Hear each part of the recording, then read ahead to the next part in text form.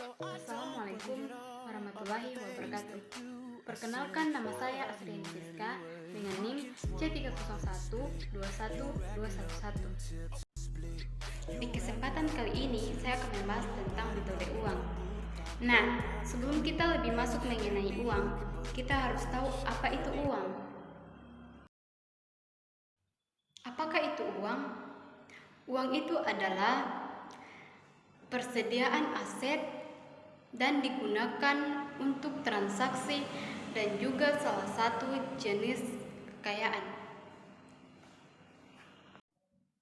Jadi, kesimpulannya, uang adalah sesuatu yang diterima atau dipercayai oleh masyarakat sebagai alat pembayaran atau transaksi sebagai persediaan aset atau stok dan salah satu jenis kekayaan. Fungsi uang.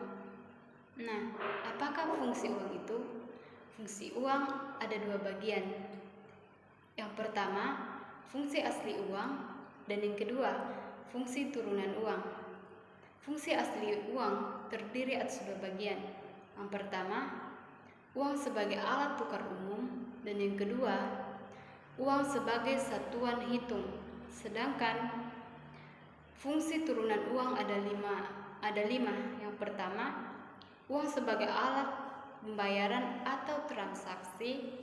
Yang kedua, uang sebagai standar di masa mendatang. Ketiga, uang sebagai pemindah kekayaan. Keempat, uang sebagai pembentuk penimbunan kekayaan. Dan yang kelima, uang sebagai alat pendorong ekonomi. Baik, kita akan lanjut membahas tentang nilai uang. Nilai uang ada tiga. Yang pertama, nilai intrinsik. Nilai intrinsik adalah merupakan nilai uang yang berdasarkan pada bahan yang digunakan untuk membuat mata uang itu. Yang kedua, nilai nominal. Nilai nominal adalah nilai uang yang tertulis atau tertera pada setiap mata uang. Yang ketiga, nilai real. Nilai real yaitu kemampuan uang untuk ditukarkan dengan sejumlah barang dan untuk jasa. Berdasarkan daya belinya, uang dibedakan menjadi dua bagian. Yang pertama, nilai internal, yaitu kemampuan untuk membeli barang di dalam suatu negara atau daya beli uang untuk dipertukarkan dengan barang-barang di dalam negeri. Yang kedua, nilai eksternal, yaitu kemampuan uang dalam negeri untuk ditukar dengan mata uang asing. Nilai eksternal lebih dikenal dengan istilah nilai kurs. Baik, kita akan lanjut. Uang sejarah perkembangan ada 4. Yang pertama, barter. Barter adalah suatu pertukaran barang dengan barang. Alasannya kenapa barter sulit untuk dilakukan karena tidak adanya unit umum untuk mengukur dan menyatakan nilai barang dan jasa yang dimaksud. Dan adanya kesulitan bila harus melakukan perjanjian di masa depan dan juga sulit melakukan penyimpanannya.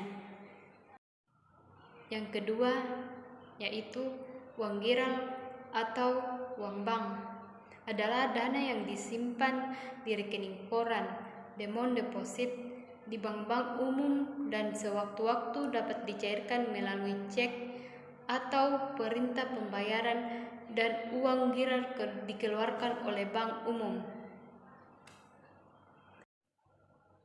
Yang ketiga yaitu uang komoditi. Adalah komoditi-komoditi yang dipakai sebagai uang.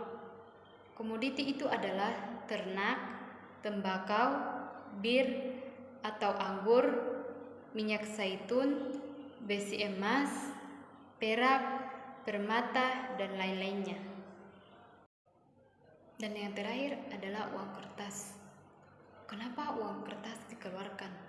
Nah, alasan kenapa uang kertas dikeluarkan karena persediaan emas dan perak bahan baku uang lokal terbatas, dan majunya perekonomian menuntut agar uang lebih ringkas, lebih sederhana, dan tetap disukai orang.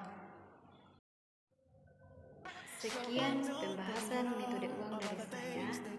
Kurang lebihnya mohon dimaafkan. Assalamualaikum warahmatullahi wabarakatuh.